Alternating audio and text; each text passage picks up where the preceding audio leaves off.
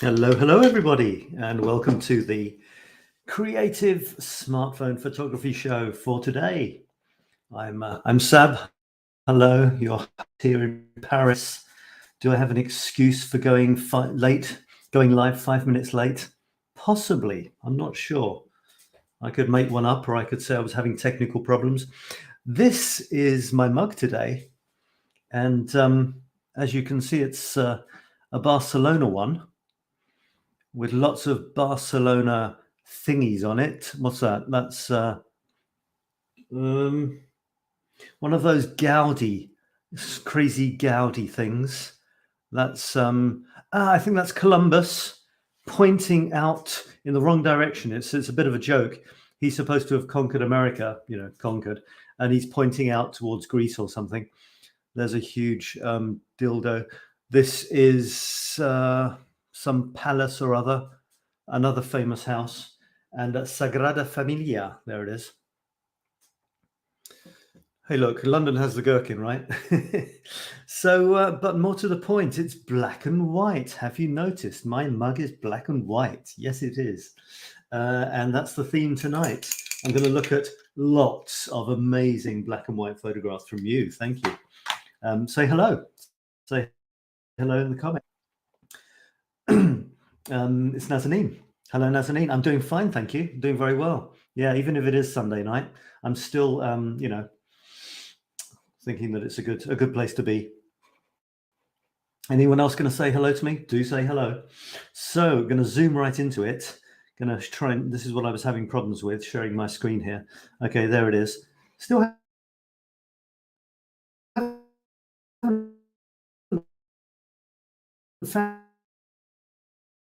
found how to get rid of that left-hand bar and of amazing black and white photographs. So I thank you for that. There it is, you see, black and white. Beatrice is saying hello. Hello, Beatrice. Nice to have you with us tonight. And let me say something about black and white. It's very interesting because it sounds like it might be simpler than color photography because you've only got black and white. There's no color. Color has been taken out of the equation. But in fact, this makes it more demanding. In a way, color can hide the imperfections of your photographs. But you might find that if you pretended every photograph that you took was going to be a black and white one, you might find that even your color photographs got better.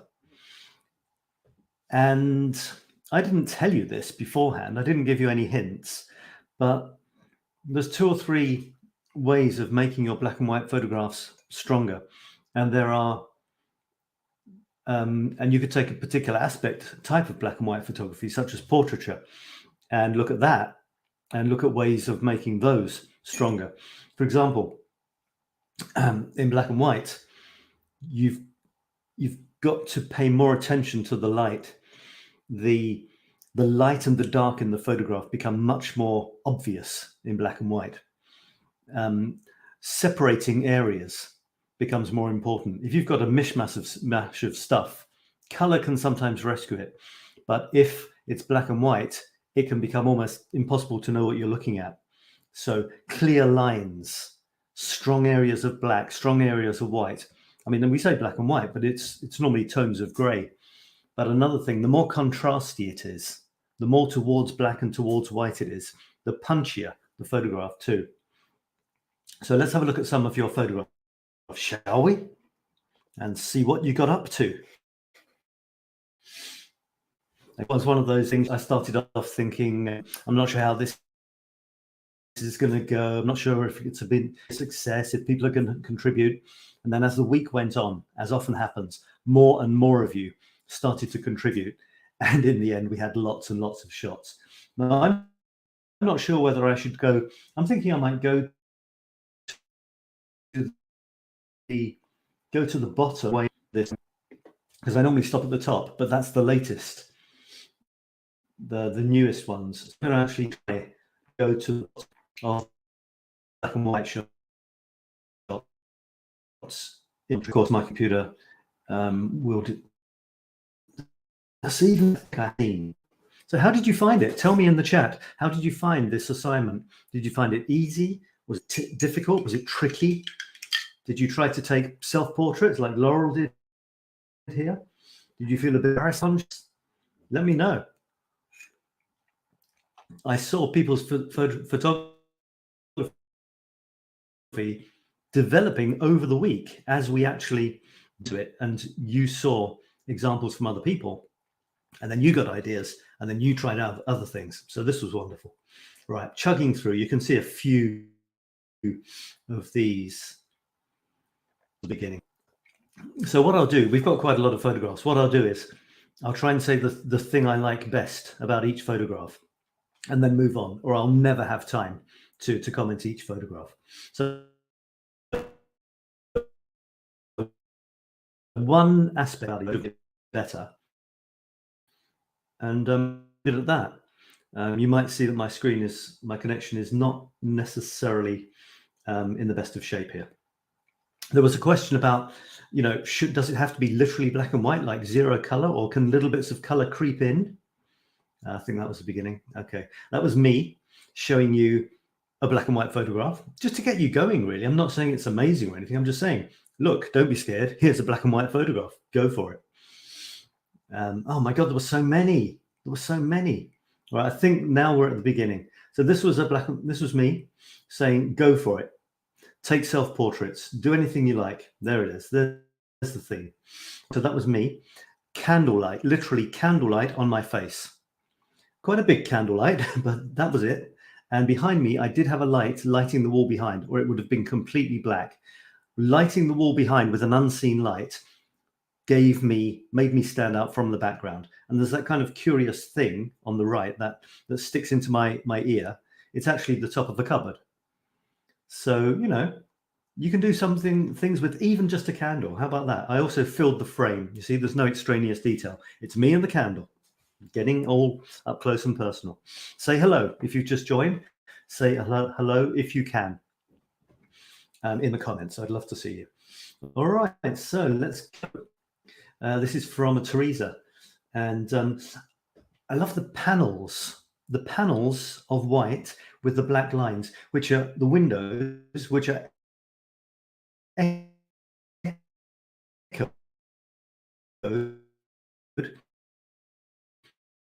in the panels of water. I think I do have a dodgy connection tonight. I can see that.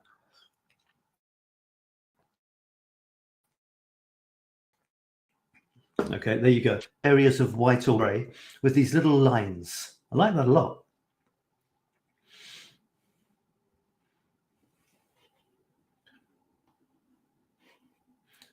Things are happening.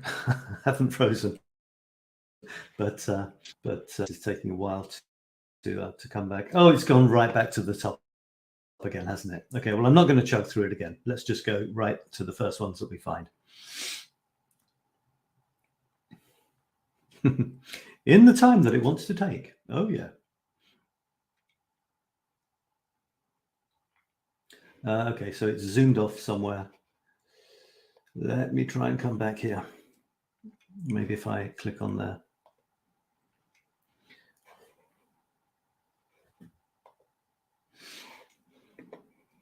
Be nice to me.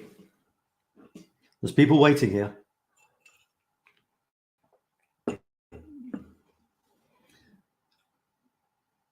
All right, I think we're more or less at the top of the page. So let's just again. It's a Sunday night in France. Don't know if you know what's happening in France at the moment, but we have strikes of practically everything. So maybe the internet's on strike as well.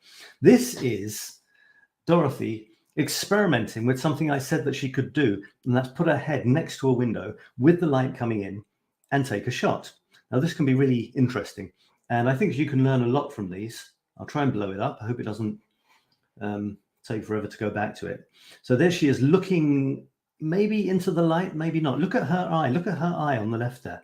Incredible light reflecting in her eye there. That's really amazing. You can see the light is coming from the side, hitting her face. And this is what happens often.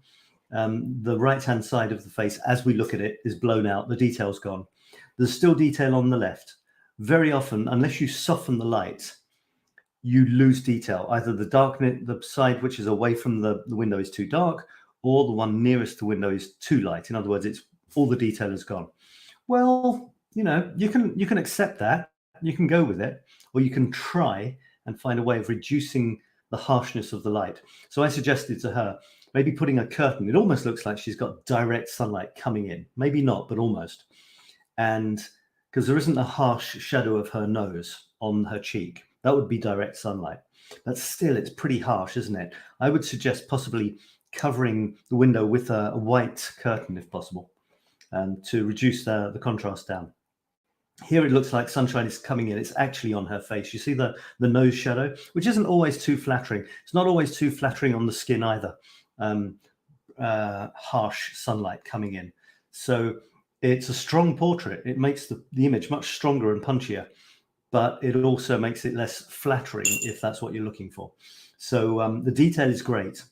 So again, that could have been covered, maybe covered by a soft white, maybe a mesh curtain or something, to reduce the harshness, especially when you've got direct sunlight. See, that's softer. You see, for some reason, that's a bit softer. So that's nice as well. So lovely. Well done for trying those, Dorothy.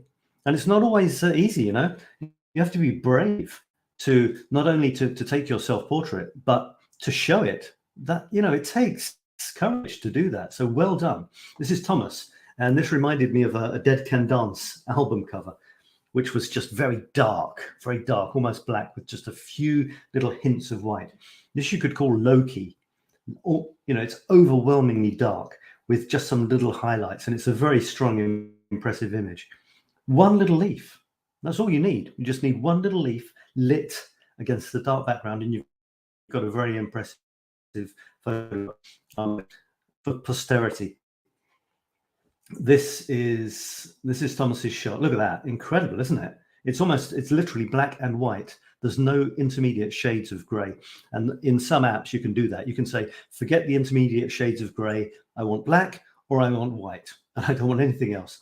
And there may be some gray. It's a bit difficult to tell. This reminds me of a frame, if it wants to go sharp there. You see, that's almost the same style. Do you see what I mean? Do you see why that reminded me? It can be very, very striking. It's harsh. It's a hard shot. It's not a gentle, soft shot. Here are some gentle, soft shots from Dorothy. And she went for a playful one, which inspired other people. Look down.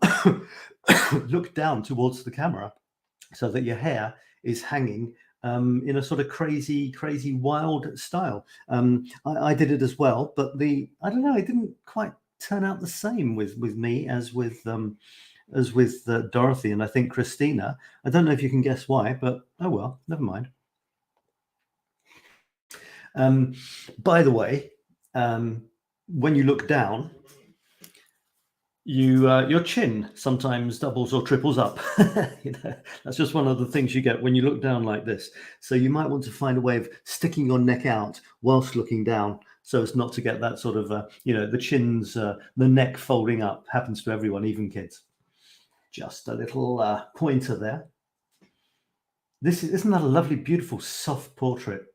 It's very bright and very light, and yet there's no harsh shadows. I guess it must be taken, maybe it's in the shade of a tree or something, or the sun is behind somehow. That's a beautiful shot. And I love the hair blowing across. What about black and white? We're talking about portraits here, but the topic is black and white. Well, there's something about black and white, isn't there? Don't you think? It just does something to a portrait. It makes it more timeless. It does get rid of, you know, imagine you had some, you know, blemishes on your skin or, you know, stuff like this, or even just the color of the top was too much. Everything is reduced back down and you can focus on the person, their expression. She's not looking towards us. The hair blowing across is lovely, makes it nice and natural. Maybe it suggests that she's outside, but she's not looking at us either. And that changes things too. That's a beautiful portrait. That too, there's something mysterious about it. Okay, I guess I can see her arm is maybe she's taking the shot with the other hand, but she's managed to look like she isn't. You know, she's looking somewhere, maybe she's looking out to sea or something like that. And got her eyes slightly closed. Maybe she's squinting, she's trying to see something, or maybe the light is bright. It makes you feel that you're sharing some moment with her. Her eyes are halfway up in the shot. There's quite a bit of space above her head. For a portrait, we tend to expect the head to be higher and then a bit more body, for example, below. So, you know, possibly change the angle of the camera so that there's less space above your head, or crop it. You know, you could easily crop it, and that would be wonderful. Some ideas there. Okay, I think that's there she is again. Such a great shot. Say hello to the chat if you're watching, please. I would love to. And if you have any questions, this was Christina, who was inspired by Dorothy. Everybody's doing it. Everybody's doing it. There she is, having a great time. Thanks for sharing that, Christina. Do like that. Another one is like you put your head down and you throw your head up. You could do it from the side as well. You can sort of get a kind of a halo of hair if you throw your head up and somehow get the shot taken at the same time. There was a kind of showdown, high noon type of feeling going on at one point. This is Chris with a very long shadow, which you would get at past high noon. High noon, literally high noon. The sun is above your head. The shadow would be very small, and possibly under your feet, depending on where you are. On the equator, that would have to be. And it's really cool, isn't it, to get a big long shadow going into the distance, and there's a path to follow us along even deeper into the shot there.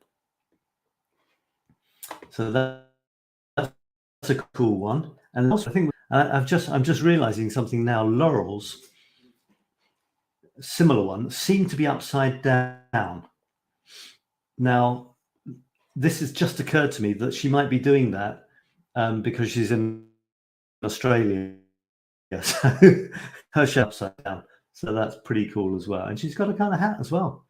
Looks like she's almost got a gun in her hand. I wonder who won between Chris and Laurel. I do wonder how that battle panned out. Just seeing if there's any other shots there. Yeah.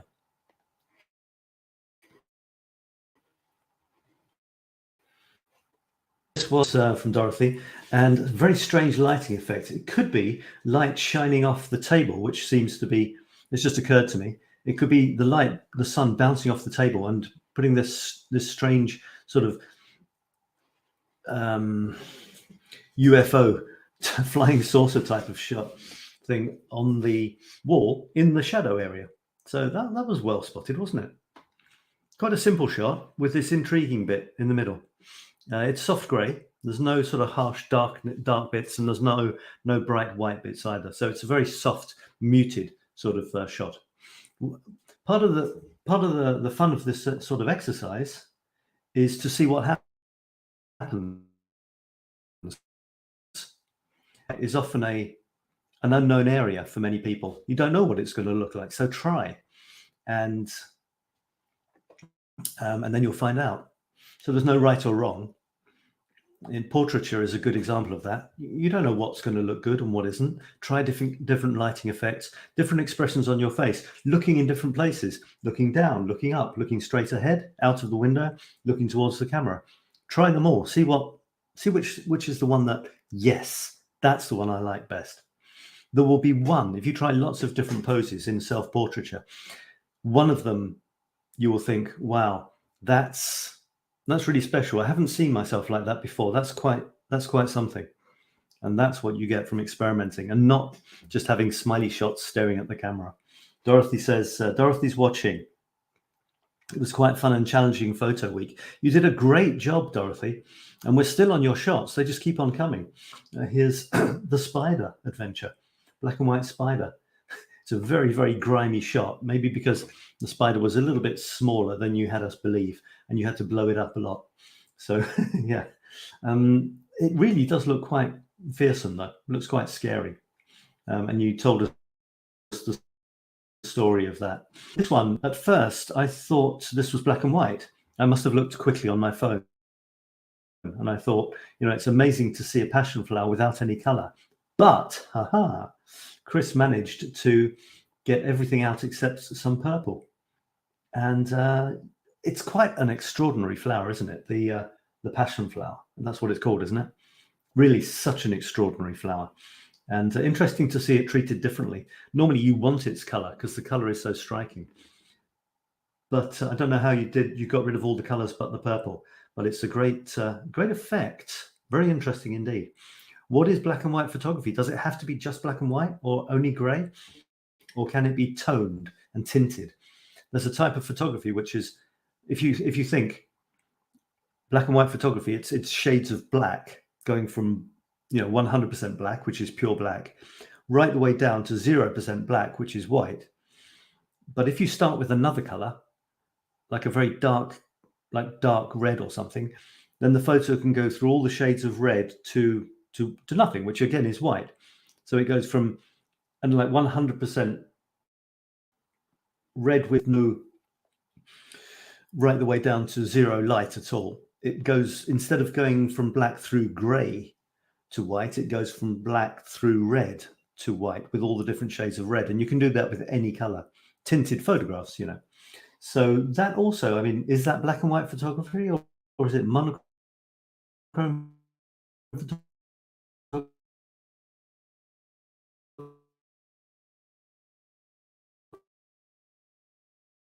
or what? Sepia being going through shades of orange or shades of brown. I'm not sure if it was meant to be that or if it was just in the old days, old photographs tended to turn sepia colored when they lost the sort of the black and white. I don't know. But now it's a thing, isn't it? Sepia, very old and very, very nice, very aesthetically pleasing. This is a hoot.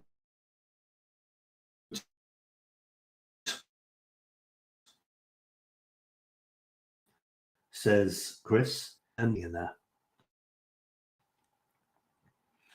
Here he comes. Hoot when you see it. Woohoo! Okay, so it was that size. The thing with the grill is the grill, the wire, is to get the owl in the right position, the subject. But having said that, not necessarily, because if you take a picture of an owl and there's nothing in between it, well, you might, it's a wildlife photograph and it's a picture of an owl and it may or may not be a good one. But if you've got something in front, like this grill, you can play with it. It can become a frame. And there's all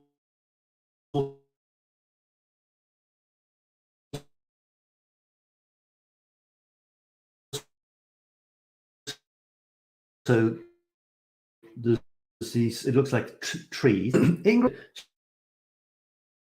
she said, it's a lovely shot. It's very, very soft. Can you see what I mean by soft? This is good for a sort of wistful portrait where, for a start, it's quite flattering. I mean, let's be quite honest. One of the main things portrait photographers need to think about is whether, this is going to sound, I don't know, sexist or whatever. I'm just going to say it. This is how I learnt it, to be honest. Women probably don't want you to see their wrinkles. So one of the ways I was told, many years ago, to be a successful portrait photographer was to make ladies' skin look softer and less wrinkly than it really was. Simple as that. Whether it's true or not, whether it's sexist, it doesn't matter. That's the message. Do guys want their skin to look, this is like sexual stereotyping probably, but do guys worry if they have lots of wrinkles, or does it make them, I don't know, does it make them seem wiser or more rugged or whatever?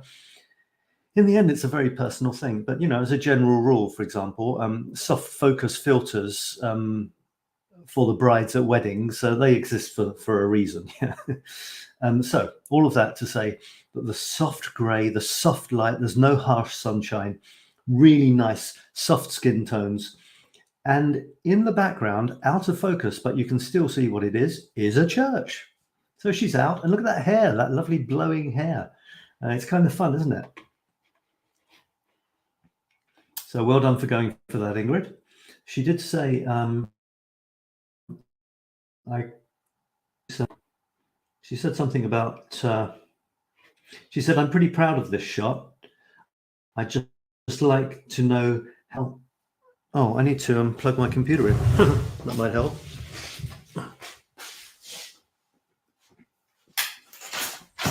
Before it dies in mid-show. All right, here we go. And does it brighten up? Yeah, there you go. All right, she said, pretty proud of this shot. As you should be. If you like it, it's a great shot. Remember, that's what I say. If you like it, it's a great shot. And then you can worry about anything else or try to make it better or whatever. I'd just like to know how to smile and look at the camera with good eyes at the same time. I'm not 100% sure whether you mean how to look natural in front of the camera when you're looking at the camera, or if you're not sure where to look, especially on the smartphone. Sometimes it's difficult to see where the lens is. Sometimes it's hidden behind the glass. There's a little spot there, especially for selfies. It's on the side towards you. You know, you have to look for it behind the glass, and you'll see a little circle. Like I'm looking at it now. If you notice, I'm looking at you. It looks like I'm looking at you. If I was looking at me on the screen, it would be like this. And that's one of the big mistakes that often happens. You take a shot, you want to be looking at the camera, you smile, but you're smiling at yourself in the screen. And it looks a bit stupid, to be honest. You have to look at the camera, and it's not always easy to remember to do that. So I'm literally looking at the camera. So find the camera on your phone and look at that. You can even put a little spot on the screen, not covering the camera, of course, so that you remember where to look. How to get natural in front of the camera? I don't know. It's very difficult, isn't it? Difficult to say. You just got to take a lot of shots and try to have fun. Have fun as much as anything. You know, don't be sort of stiff and fixed and worried. Look up, look down, look around. Flip your head towards the camera and take it as you do that. Have someone to talk to and have them say a joke to you, or you say something funny to them, and just as you say it, they take the shot. Because when you're speaking or replying to a question, you're normally not very self-conscious, and the look can be natural. As soon as you finish speaking, if you've got your mouth open saying something, it doesn't look so cool. That's that's the art of photography. Here's Beatrice. Is the wind in my hair, she says. I think this one inspired a couple of other people to go for windy shots. This reminded me of Kathy from Wuthering Heights. Not that I knew her, but there's something gorgeous about this. It's the hair blowing. There's a soft look to her eyes, and the whole photograph is soft. There's light. The sun seems to be coming over her head from behind, blinding out. That's not English, but blinding out, sort of whitening out the trees behind her, giving a sort of magical, mystical look. And I absolutely love this shot. You could play with your eyes. I mean, look in various different places. She may be looking at herself on the phone that she took the photo on. You see what I mean? So it's terribly tempting to do that. It's so tempting to look at yourself when you take the shot. But you've got to remember, that's not the photograph that people will see. You've got to imagine the photograph you want to show to people. Is it you looking into the distance? Well, in that case, you have to look into the distance as you take the shot, not looking at the screen, or it won't work. Sometimes you think that you're going to look into the distance like this. You're going to look into the distance like this, okay? You want to be looking slightly into the distance. If you look at my face, slightly like this. But when you do it, you go like this, you know, and you end up with a shot like this instead of a shot like this. So the trick is to look just slightly away from the camera. Remember, the camera is very close to you. If it's on the end of your arm, it's much closer than if a real photographer, if another photographer was taking your shot. It's much closer. So a tiny movement of the eyes away is huge at that distance. So you've really, you got the lenses here. Look here. Just look next to it. You only have to look next to it, maybe even still looking at the edge of the corner of the camera, and the final shot will be you looking slightly away, but not so much that like you've got the side of your ear or your eyes are completely white. So that's something to play with.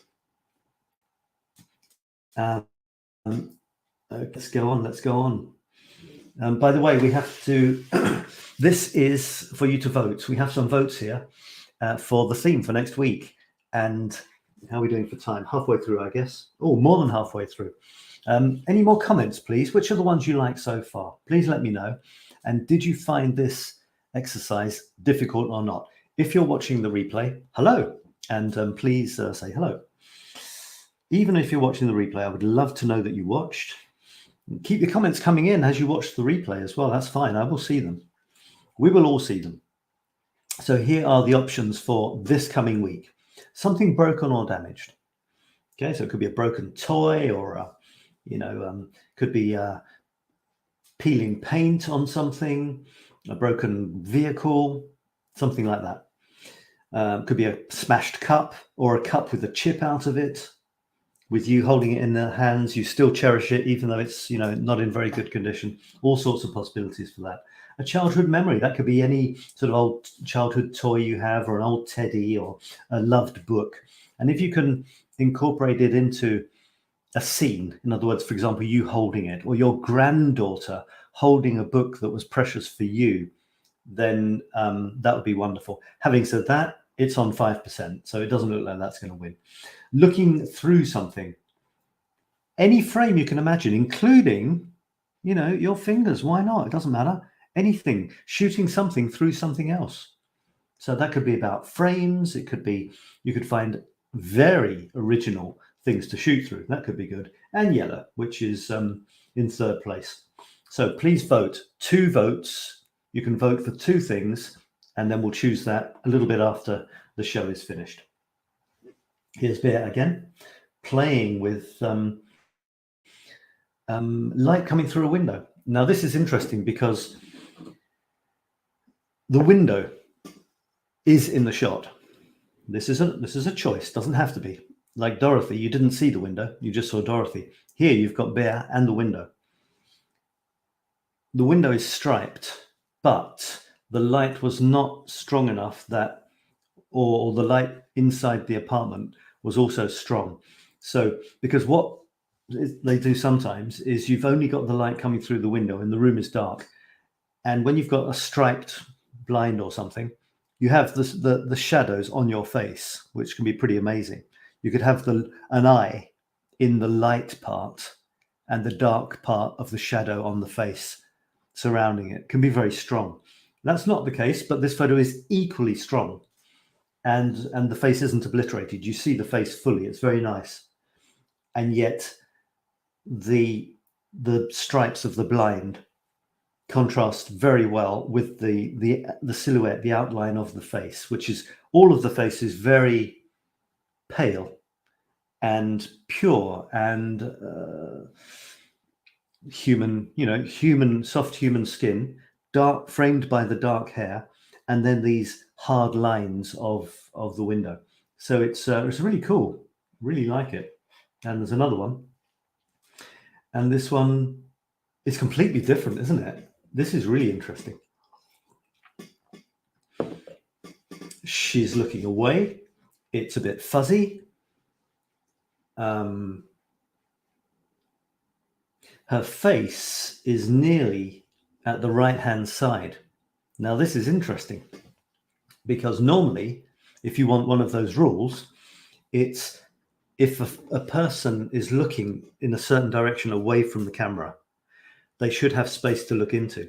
So theoretically, there should be more space between 𝗏 and the right-hand side of the photograph than there is. There should be more space.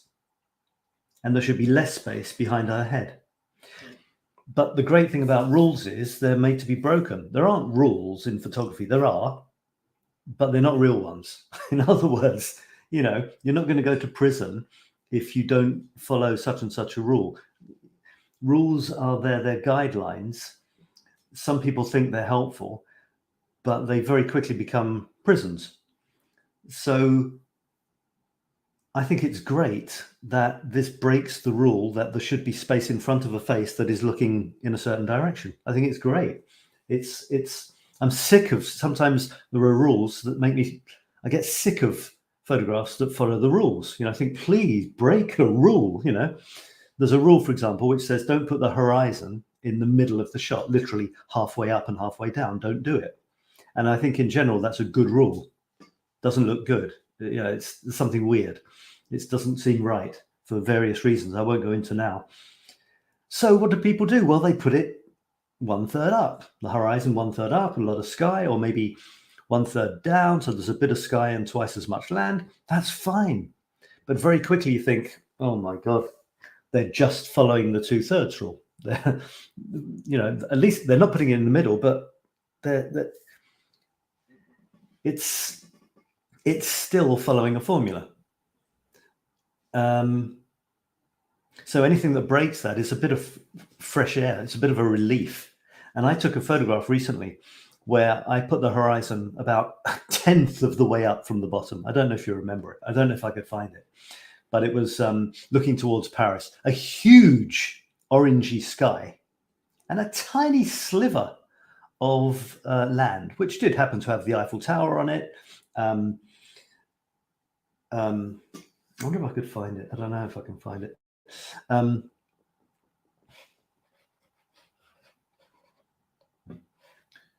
My computer is so slow at the moment that it might take me a long time to find it. Yeah, so the whole point was, you know, if you're going to break it really well.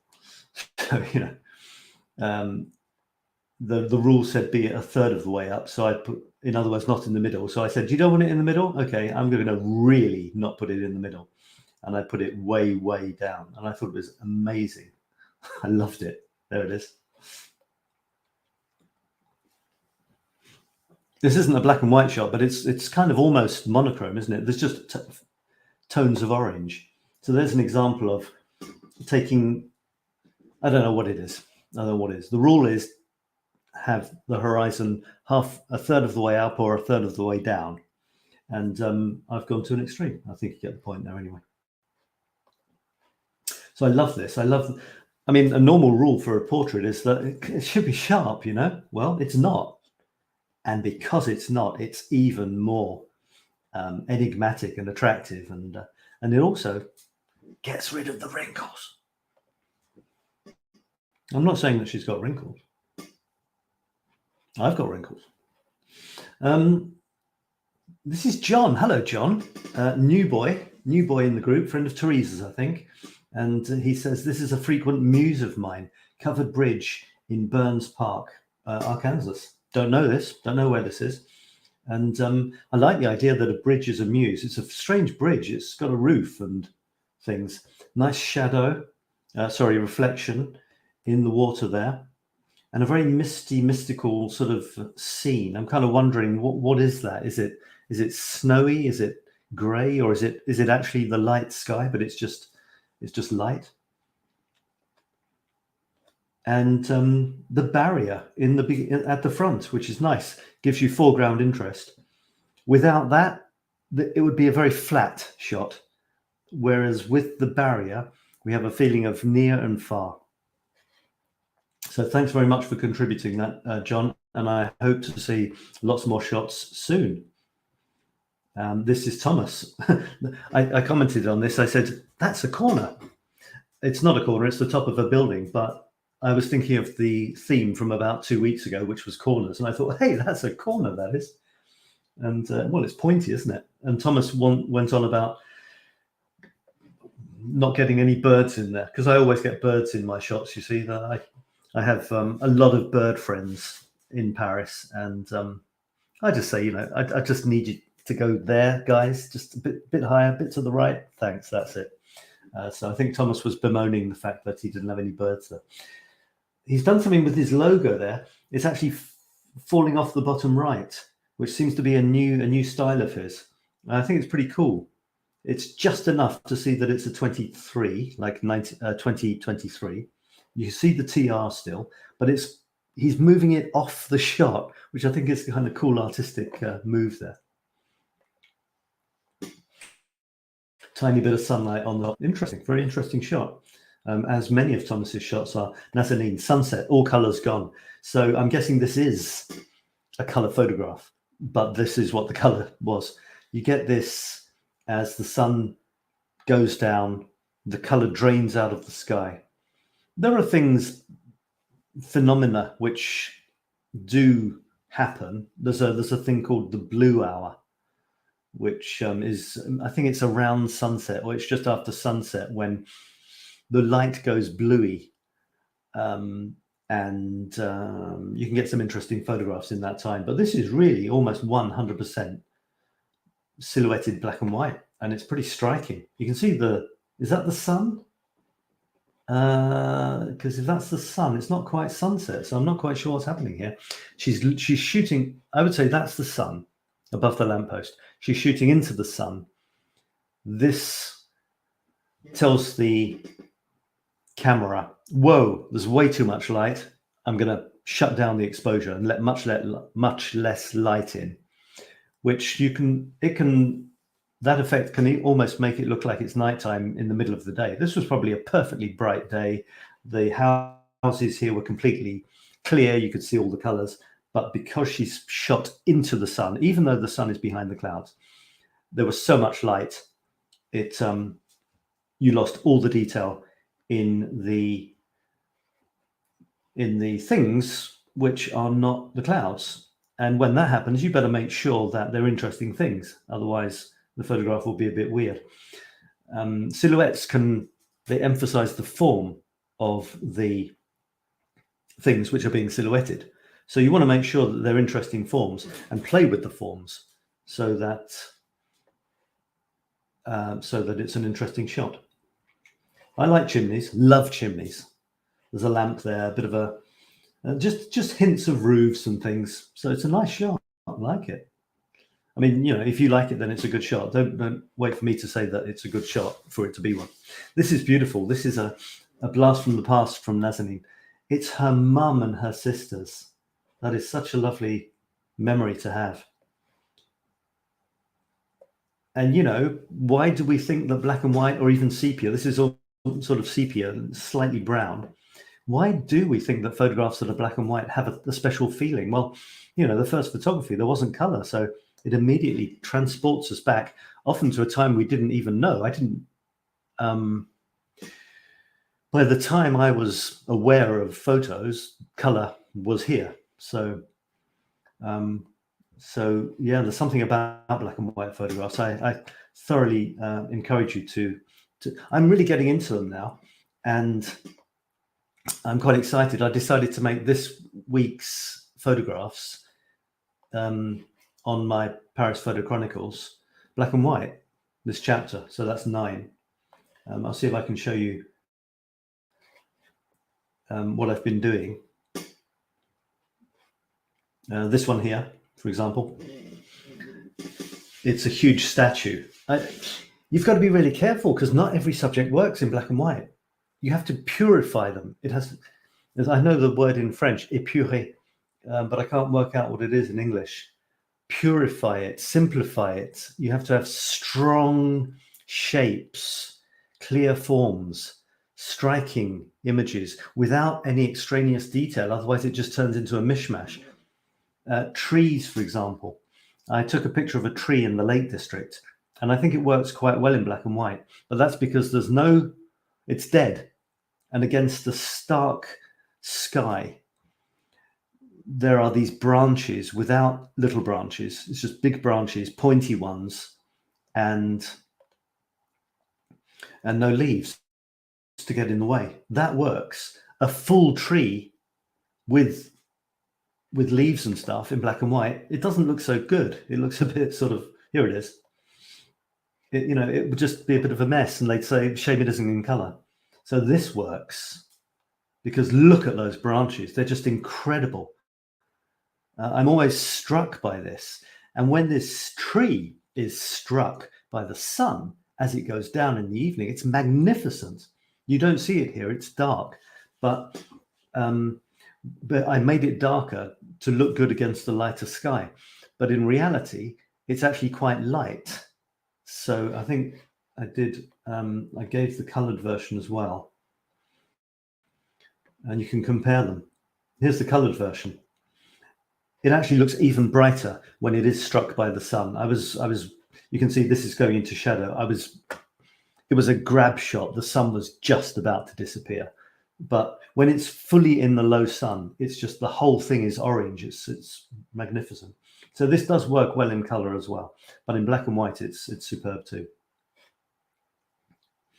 I think I'll go back to the group and see if I contributed these. So there's black and white outfit from Nazanin's marriage, not her marriage, her daughter's marriage. There you go. Bear. This is great. I love this. It's about humans, but there isn't a human in there. So there are these tough sort of walking military boots outside a scruffy window. It looks scruffy. It's probably very nice, but maybe it's the effect that she's used. And this is an ashtray. You can actually see in the reflection Parisian buildings. If you know Parisian buildings, you'll say, yeah, I can see they're Parisian buildings. And the grain of the wood, the griminess, whether it's real or not, there seems to be a certain griminess of the windows. And maybe it's a curtain behind that's giving that effect. And the angle is nice as well. And then she's put a dark vignette on it, which goes well with the dark boots. The dark boots stand out so magnificently against the light windows and the woodwork and the dark thing as well. It's almost as though it was made to be backdropped against this, the contrast of the dark. The detail is still there though. You can even see the detail of the canvas or whatever it is of the boots. You can see they've been used as well. They don't look that clean. And boots should be used, shouldn't they? You know, if they've lived, then they should be a bit scruffy and dirty. It's magnificent. I absolutely love this one. And she adapts her signature to the photograph normally and puts it in a place where it fits into the photograph. So that's very good. I love that. Really great example of black and white. I'd just taken this photograph, which is not black and white, it's color, but the sun is going down, as you can see. I'm shooting into the sun, and you can see that is turning all of the trees dark silhouettes. You can see a little bit of camera, you see that blue thing there, that's a bit of the lens, the sun bouncing around inside the lens. That's what happens when you shoot into the sun. You can see a bit of green in the bottom there, but that isn't the shot. I didn't publish that. That was just because I said, that's funny, Alison. I've just done a shot a bit like yours. Alison's is much better because mine was just to show, it's just a bunch of lines, but she's got, I'm not sure if is that a cloud reflecting in a bit of water, and here's the cloud above it. There's a kind of nice V there leading us down to this detaily bit at the bottom with a dark cloud filling in that space in between the reeds or the grasses. That's lovely. It's a lovely black and white study. You've got to be careful though, because you've got to have some sort of subject. And if it's even in black and white photography, it's not enough just to turn a photograph black and white and say, there you go, isn't that artistic? You've still got to apply all of the rules of photography that which you think apply to any given shot. And that includes having a subject. So maybe the subject is this puddle here. I don't know. There's something black in it. I don't think it's the reflection of the cloud.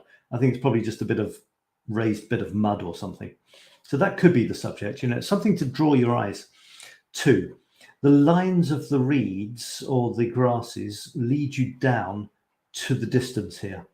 So theoretically, there could be some sort of something interesting here. or maybe it leads you down to this puddle. Yeah, maybe that's it. But anyway, you know, you took the shot, you played with it, you published it. That's great. Now you have another one for your portfolio. This is Laurel and her living rug. She's got a rug here and she's got a rug here as well, except this one is living. This is her doggy, Romeo, I think it is. Hello, Romeo. I think it's a bit of a mushy photograph. I'm not sure how you could make that punchier. I mean, the quality, I think it doesn't do justice, because I imagine the floor is white, for example. And I'm guessing, maybe it isn't, but you know, but it's not white in the photograph. It's a sort of light gray. And I think this guy is kind of, is he black or brown? I think the colors could be punchier, you know, so you could find a way of making those punchier, maybe increasing the contrast a little bit. It's lovely anyway. This is a lovely soft portrait. You can call this high key. In other words, there's not really any darkness. It's all light or extremely light. Overexposed to an extent. Although high key, it can be overexposed, but you still, you know, you can still have touches of dark to emphasize the lightness. But this is beautiful, and she's got her eyes closed. Maybe she's dreaming whilst taking the photograph. A very clever lady. And you know, certain types of lighting go with certain moods. So extremely light, as this is, goes with a sort of dreamy atmosphere, doesn't it? Wonderful. This is me contributing, and this isn't 100% black and white. It's got red in it and a little bit of blue, and I just decided to play. Because this thing was so red, I thought, well, let's keep it red. I kept the matchboxes on it white, and this is a guy who puts, there's 3 matchboxes, and he puts a little, I don't know, piece of paper or a ball or something under them, moves them around, and you have to guess. I think it's a scam, because there were a bunch of guys standing around, and every now and then one of them would offer a note to guess which matchbox the ball was under. And sometimes they'd win, sometimes they'd lose. But, you know, it was kind of weird. What were they doing? It's a bridge. It's a tourist bridge in Paris. What are they doing there? So I think it's a scam. Basically, the guys, they're all together. They're in collusion. And they play. They give each other money and stuff. For one thing, to encourage others to watch. And for another thing, to make it look like you win sometimes. But I think it's just they're all together in it. They're in cahoots. And they're just trying to encourage some poor tourist to have a go, who then will inevitably lose. So that's, you know, it's part of the fun underbelly of Paris that I love to take. I like the fact that you've got about 3 people, passers-by, watching. The guy, who I think is one of the sort of people who are pretending to play, is not really interested in what's going on. Whilst there are 3 people going by who are, there's this woman here is looking. This woman here is looking this way, and this woman here is looking back to see, you know, there's this natural human desire to want to know, will he get it right or not? Will he lose his money? It's quite funny, and you can see that in these faces. All right, we're getting towards the end here. What time is it? It's, oh my goodness, it's nearly time to stop. How did that happen? I haven't shown you any of my photos of the week. Well, okay, this is one. Is it? Yeah, it is, yeah. It's a sort of standard picture of the Seine, you know, is picturesque, but I decided to try a non-color shot. Okay, it's a monochrome shot. It's like tones of pink, but I wanted to see what it was like. So there it is. I do like it. You've got the lamppost sticking up above the horizon. Remember, in black and white, you need strong, you don't need them. You can have soft colors. You can have very, very light colors. You can have very dark. Thomas had very dark. Laurel had very light for her dreamy shot. But if you want a hard, punchy shots, you've got to have strong silhouettes of darkness against light, for example, like the lamppost. So, yeah, you know, if you like it, you like it. There you go. And what else have we got here? That's my tree I told you about. Oh, it's gorgeous, isn't it? Icicles hanging down from Rob, reshaped by the sun and the wind. Soon spring will appear. You can even, that looks like a drop. I don't know if it's frozen or not, but it looks like it's about to drop off. Stunning. The background is there, but it doesn't interfere at all. It's just fuzzy or out of focus. And the ice is just amazing, just natural. It's just, yeah, I could just look at it for ages, just the pure beauty of it, with light seeming to come through it as well. There's dark bits, there's light bits, and it's ice. It's just amazing. This is if this is high key, like mainly white with little bits of darkness. This is low key, I guess, almost black with little bits of white as the writing. Some sort of it's a record. I think it's a record from Thomas. This is great, Gene. You might think that the hand, you're looking at the hand, but you're not. You're looking at the reflection of the hand in the shiny piano, because you can see the text is the right way around. Although all of those letters, except the K, could be mirror image. Black and white, piano, yeah. Choose the subject for the style you're doing. If you wouldn't even need to turn it into black and white if you just got the keys. And there's this sort of area here, top right, which isn't doing much, and it's a piano. What do? You fingers play it. So we've got the hand there. Very, very wise decision there. This is there. Just a random morning in the metro, and she was very pleased with this. If you take a train to work and you're standing on the platform, take a shot, especially as the train is coming. You get these amazing lines zooming towards the tunnel. If you've got something like that, you see you've got the edge of the platform, the lights in the top right, the lights in the top left, the rails zooming into the tunnel, and of course the train. They all zoom into this dark, ominous tunnel. So that's wonderful. Just be careful, okay? Be careful. Safety first. Photograph as a train is coming towards you or possibly coming behind you second. All right. Another wonderful shot from Ber, looking down a very deep, or up a very deep spiral staircase indeed, in the Pantheon, the Pantheon in Paris, where lots of dead people are staying. Thomas said this reminds me of this one, taken through a spirally thing. That's really almost black and white, isn't it? Black and white with nothing in between. This is a beautiful atmospheric shot from Dorothy. It's almost like the hair shots, isn't it? Just blowing in the wind. There's this very striking thing with the pointy bits and then this sort of blowy bit. I know I'm using a lot of technical language here, but it's very atmospheric. I really do like it. This could be on a wall, couldn't it? This could be on your wall in your living room. Superb. A product shot from Rob. So much contrast, it floats. Yeah, it's floating in the middle of nowhere. He just put it on a piece of white paper. The white paper came out white, and then you've got a shot for a catalogue. Amazing. A desk with paper while bored in the office in Zoom meetings. Oh my God, is that what you guys are? What to do in Zoom meetings? You could start a book or something. Another going along escalators is great for receding lines from Ber, going very fast now. Teresa's shadows, the shadows sometimes even more impressive than the thing that is casting them. That's wonderful. On her balcony, no less. And from Jean, this incredible guy, praying mantis. Love the angle, love the line going down from the top left down to the bottom right-hand corner with this little guy with his shadow. The shadow is almost a thing in its own right, like a spider or something, isn't it? And this beautiful mottled out of focus clouds behind, really great. And even the intriguing sort of fuzzy line, which maybe it's a power line. I actually like it. It makes the background more interesting without interfering. And we're there. We are there, folks. That was me encouraging you.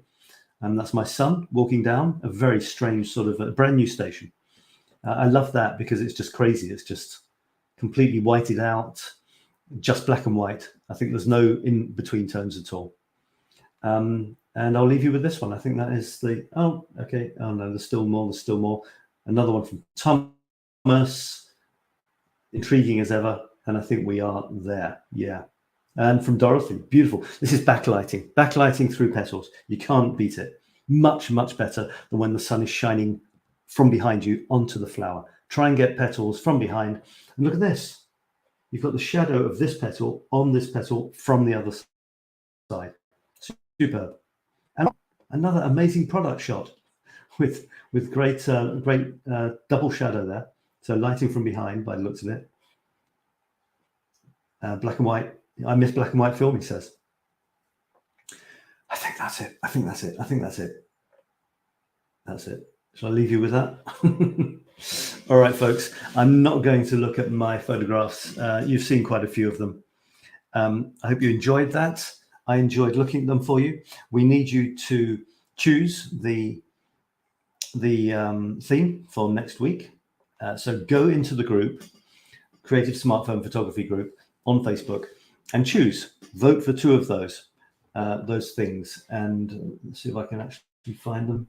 Just to remind you once more, we have broken or damaged is one of the options. A childhood memory is another option. Looking through something is another option. And yellow is another option. So choose the one that interests you most. Choose two.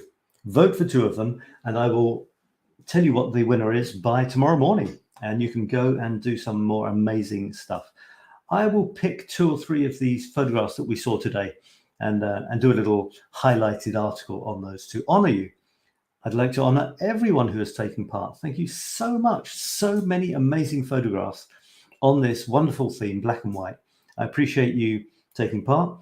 Get some of your friends to join us as well. It'd be lovely to have even more people, and encourage anyone that's in the group that you know as well to take part. And I will see you again, I think, same time, same place. It's going well, so I don't see why not. Dorothy says thank you. And thank you, Dorothy. You had an amazing week. Some amazing photographs. Well done. Well done, everyone. And I will see you again next week. Have a good week. Bye for now. Black and white.